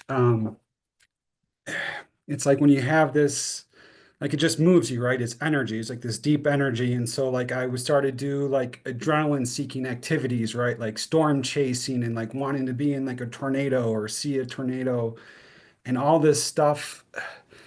It's like it's hard to know, are you running from something? Are you trying to find the answer and just in the similar intensity as that car accident? And I've heard you, Joel, talk about like the pain is the answer, or like staying within the pain and not. So I don't know if you can just speak on, I don't know, anything what I said about dealing with like just a deep pain or trauma, or yeah, anything that comes to mind. Appreciate your thoughts. Thank you, Rob. It's a powerful share. Yeah. And Thank you. so thankful for your willingness to share it. And this is a real perfect example of what can happen and what is available when support and timing. Like for you to go and try to do a soul retrieval 6 months after it happened, would have been totally a different experience than now. So these things happen in a magical way. There's like a divine guidance to how and when one is ready, and it has a lot to do with probably you being able to let go of what was, so that you're not trying to reclaim the things that can't be changed, but you're willing to reclaim what can be retrieved. Because often we're wanting to be a fix that will fix all the things that we didn't want to go away. And so your journey into acceptance and acquiescence, along with your willingness to then go and return to the scene with your job, with your double, really, there is a way to go and use this as a dreaming exercise. And I did mention to Rachel a little bit, you know, that this is coming up and that I can see her and I being able to do this kind of thing, you know, where we were able to create the space and the container and the environment for all three of us to move in that direction. And we do know other people though as well that do this kind of work. So it's just about being open to what particular alignment. And these things come with strong signs and omens when they are being guided. And so that listening for all of us. And you know, maybe having a meeting where the three of us talk and begin the process of what this might look like. And we're here to support you regardless of what different ways, you know, it might be something brand new the three of us all discover in the process of just how we observe the potential of it. 100%. Each soul retrieval, that it will be 100% different. Then there may be threads or the container, the structure, some part, but it's unique. And what Joel's touching on is what I've seen in others is not just their soul, like the soul retrieval isn't the 3 to 5 hour, you know, event. It's before, it's during, it's after what occurs. And I feel you kind of in that slipstream. It doesn't mean there's a time limit or whatever, but you've come in contact with your soul, like, and it sounds like you did in that accident. And the amount of time you've spent away from that part is also relevant to the time that you've been in contact with that part, because it's communicating. And we get this sense that it's like lost. It's not lost, it's right there. It's just to be remembered, acknowledged, given the attention, the unique attention that it's calling out for, which we don't know, you won't know until that, you know, it gets closer. But I do see people on this journey. I've experienced it within me, my daughter, who got a soul retrieval from this woman that we know. My son did, you know, we've seen this journey, and I see it in you, and I just want to honor that powerful story. It to me, it brings up that point that our traumas, I believe, are really relevant to our power, and that you were ready for that kind of disassembling of your reality in that moment. But it probably was like the least thing that you felt was relevant, or to, you know, it's going to take you by surprise. It's going to knock, you know, you off your ass. And that's kind of our mindset of like, that's not supposed to happen. Like, we're supposed to live these lives. And I really feel like we get this concept of the snapshot of our past, like what was before, what was after, and it's all really relevant. Like, we were never going to stay the same. We were never going to be that person that was on this trajectory. We just assumed. And so a lot of people will be like, oh, I wish I was, you know, beautiful and youthful when I was 18, or I had this going for me, or I could relate. And now I'm just this, like, you know, injured, wounded, you know, person that has trouble physically. You know, you add the components of the physical and the mental and the spiritual and the soul loss, and you can just feel so like not here, like not present for life, like you're outside of life. But this whole time you've actually been inside of something not much greater, but like a very deep layer that you've gotten. That was a gift, and you get to explore the other parts of that gift, because there's just a lot of layers of pain around that I also want to honor, that it's not fun. Yeah, thanks for that answer, both of you. I really appreciate that. Yeah, it probably took, I mean, literally just in the last month, you know, I feel like I had a major breakthrough. I mean, that's how long it kind of took to, you know, learn some of these lessons. And I mean, yeah, it's the physical components definitely make you feel like outside and alone, just that. And then there's also that feeling you just touched upon. I think, I mean, you said it very well. Um, but yeah, it's like I feel like this I know that if that hadn't happened, like I would have been on like the material path, right? I was like the poker player and the stock trader and just like accumulate the fake dollars, like that was it, get to the top. And I don't know, I guess I needed something to knock me off. And I'm really grateful to find I think I first heard you guys on like Robert Sepper's space. Like Joel was speaking, then he gave you the mic to speak, and that's how I heard you guys. And so yeah, very thankful for the stuff that you bring. And yeah, I look forward to possibly doing what you guys mentioned. So thank you. Thank you, Rob. Thank you, Rob. Thanks for being here today and sharing, man. It's Yeah, such a gift, truly. Oh. yeah, absolutely. April, hi. It's been a while. Good to see you. You're still muted. Something's going on. Huh. Uh-oh. Looks like you're unmuted, but Oh, shoot.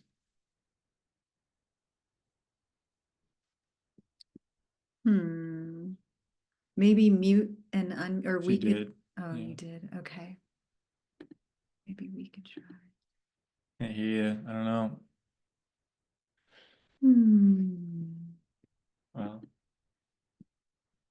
Let's try that. Is it asking to unmute? she already unmuted and Sometimes it so works. it's okay. Wasn't meant to be this time. Maybe you can write in if you have anything to say. And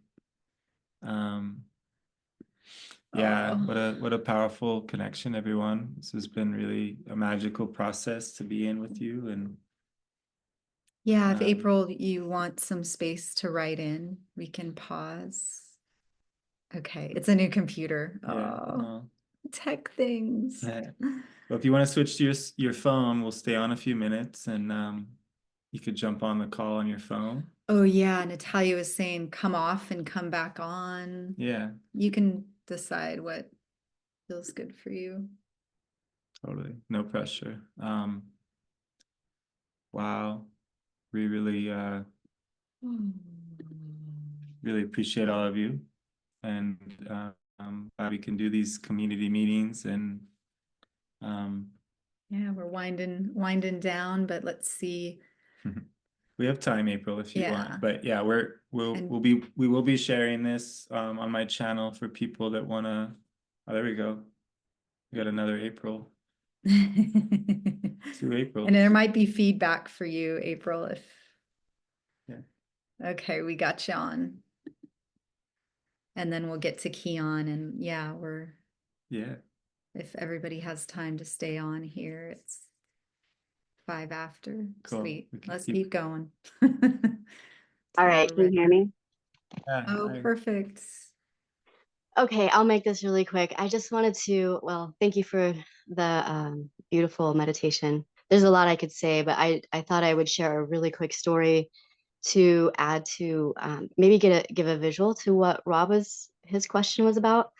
And it helps me to understand my own self and what other people are going through. But I believe it's a story in Bessel van der Kolk's book, The Body Keeps the Score.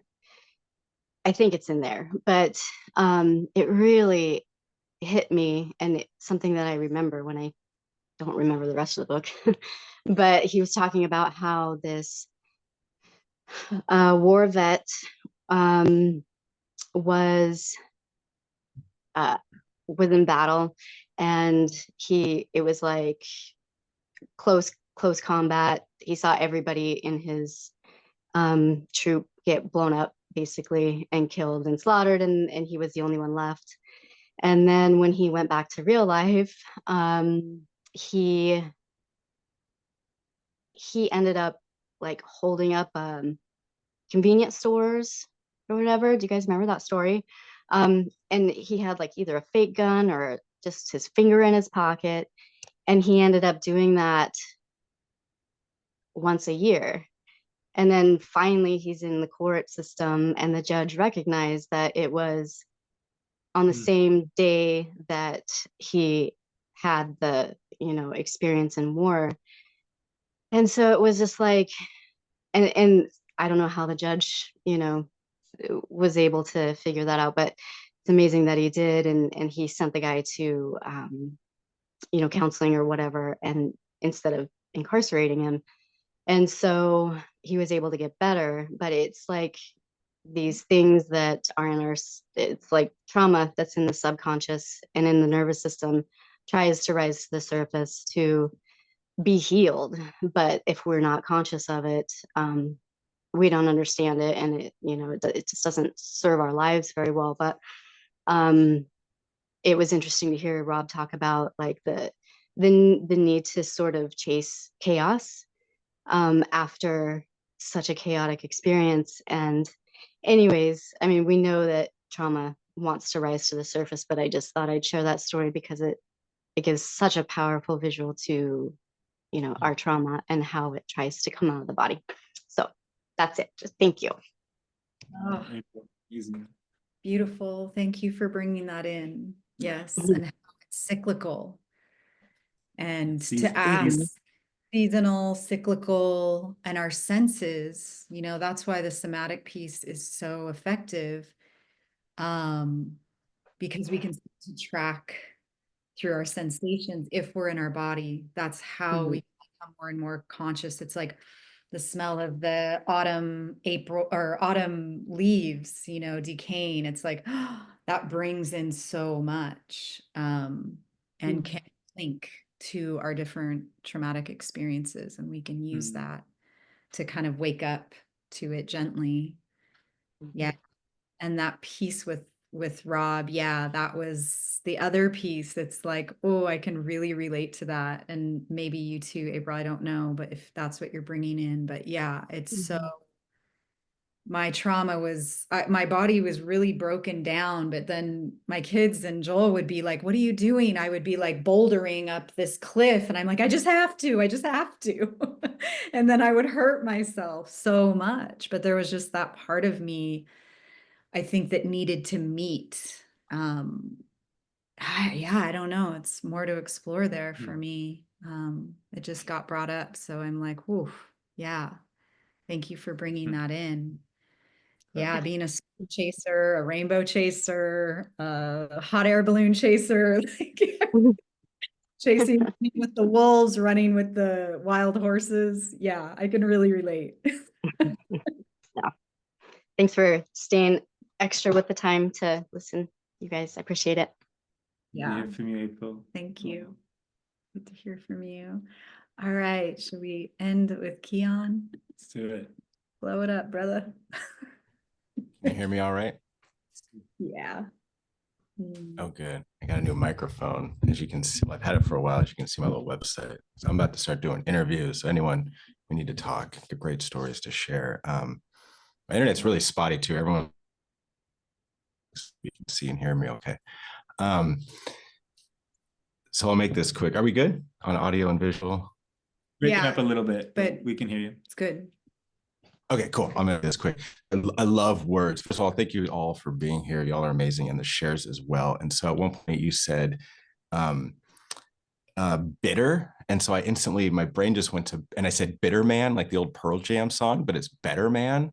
So I thought, oh my God, bitter and better are like the same word. So it's like you almost need to be bitter before you're better, or in order to get better, you got to be bitter, and working through our trauma. So I like that. And then you also said admit, like we need to admit things. And I thought, wow, admit sounds like admit, like you're admitting, like confession, or it's very cathartic to share, like your shares, you're purging it, you're getting it out, your story is helping others. So I was like, whoa, like you got to admit by admitting. I thought, cool wordplay. I love words.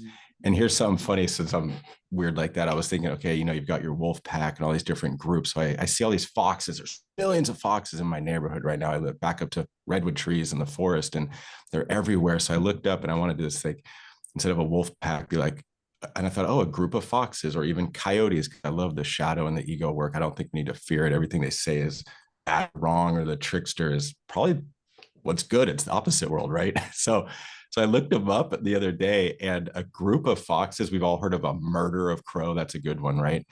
Or an embarrassment of pandas. That's really weird.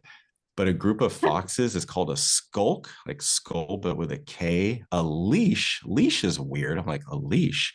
This is a trip though. An earth of foxes? What? Pack. And then if coyotes are a pack or a band, and then because I laugh, as Rachel also alluded to, and just crazy goofiness, is hyenas. So I'm all about hyenas now, and they're really trippy. So they're a clan or a cackle of hyenas. So I thought, oh, it's brilliant. And get this, up to 100 of them, led by not an alpha male, but an alpha. Oh, so that's pretty cool. So I just want to share that, just a little wordplay and fun. And yeah, I'm going, my whole design plan program with a website and everything is it. I just told my boss a couple of weeks ago, I'm quitting. I work for the county and social services. So like I've said before, I work for the government, but I spend their money on people. So that's pretty cool. But nonetheless, it's time to leave. It's time to really utilize my skill set. And so I told him early January, I'm done. So I'm leaving a full-time job to start everything. I want to get a part-time job, but nonetheless, so I just wanted to share that. And I love the whole before trauma, after trauma. And I heard this the other day and I mention him all the time, but it was a Seven Bomar talk, but he was saying it's actually a course. I was like, whoa, it's the same word. And I was burned when I was 12 years old. And so I was like, man, I had this whole curse, which goes into some old past life stuff my mom was telling me about. But I was like, no, it's just a course. I was set on fire. Crazy story. All these years later, and now my course is now so when you were hit or whatever the car crash was, it was like you're on this course or a curse, and then now it shifted your course. So we need these, and the people that did it, or whether it was accident or synchronous, it's an amazing thing. And so I just want to kind of redirect the trauma tales, or our story. So it's I don't know, it's really interesting. I just was geeking out on that all week, and so analyzing myself, going back to these memories, doing some introspection and reliving them, to learn from them. And so yeah, it's all good stuff. Thank you all. I really appreciate everyone for being here. Much love. So amazing. Yeah, really helpful. Beautiful. Yeah. We read that. We'll read the last few comments if anyone else wants to add a little something. But yeah, so Rob said, I hope I have that book and been scared to open it, about the stored in the body, what that book's called. Thank you, Melissa. Yeah. And then reminds me of a quote: we nourish ourselves from both bitter and sweet before we get better. Yeah, Carol Tiggs would say this is a bittersweet place, and we're going to go through the bitter and the sweet, and get to know those aspects of our being as a means to know our humanness and our hearts. And the trauma is what humbles us, so that when we do step into our power, that we won't get lost in it, because we've been through it.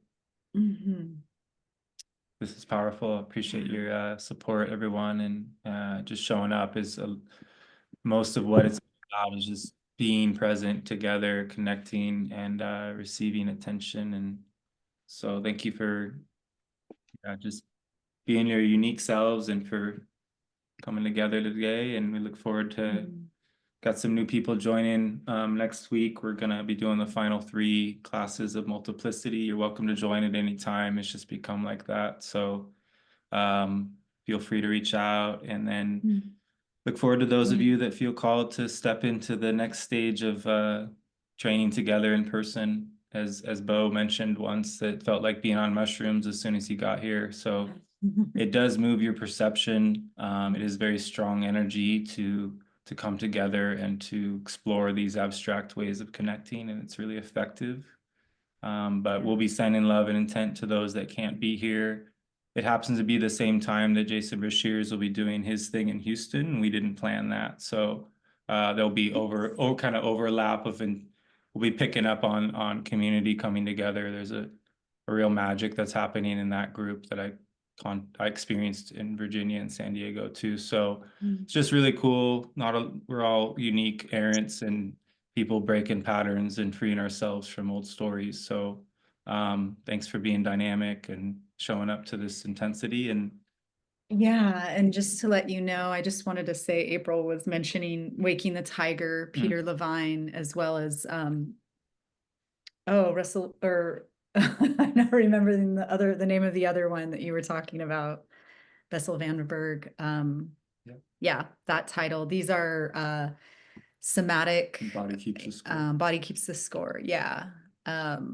So if you're in that space right now of healing trauma and your traumas are really up, the somatic therapies, the meditation that we did was really based from my experience with other somatic practitioners and different schooling that had somatic therapy in it. Somatic experiencing, Peter Levine developed that. It's really powerful tool. So, and this is something that we do, us women in the gathering, this offering. We just began last month. The doors are still open. So if any of you are interested, please feel free to reach out to Joel or me through email.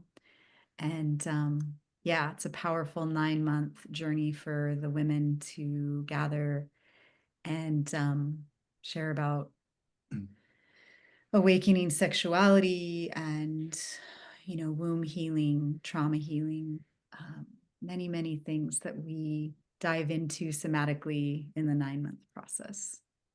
And then day 3, Joel and I, for the retreat here in person in the mountains, but in a hotel conference room, it'll be a little different than last time. Cozying up in the heat rather than being hardcore out in the snow in the mountains in the cold, which someday maybe we'll do. But for now, yeah. So then Joel will do 2 days and then we'll do an offering that we designed together, and that's being formed now, looking more like playing with the play of our trauma and these stuck memories. And so a recapitulation where we get into groups, and similar to family constellation, if you're familiar with that, similar to Theater of Infinity if you've been with Clear Green. But we're just kind of feeling into it, and we'll be playing with those aspects when you get here. So looking forward to it. And thank you for today. Yeah, powerful boost. Much love, everybody. We'll see you soon, and be in touch. All right. See you in Missoula. Yeah. Oh, see you in Missoula for those of you who can come. All right, guys. Much love. Thanks, everyone. Thank you, Joel and Rachel. Thank you. Welcome. Thank you. Thank you. All right. Bye-bye. Thank you. Thanks, Jenna. Love you.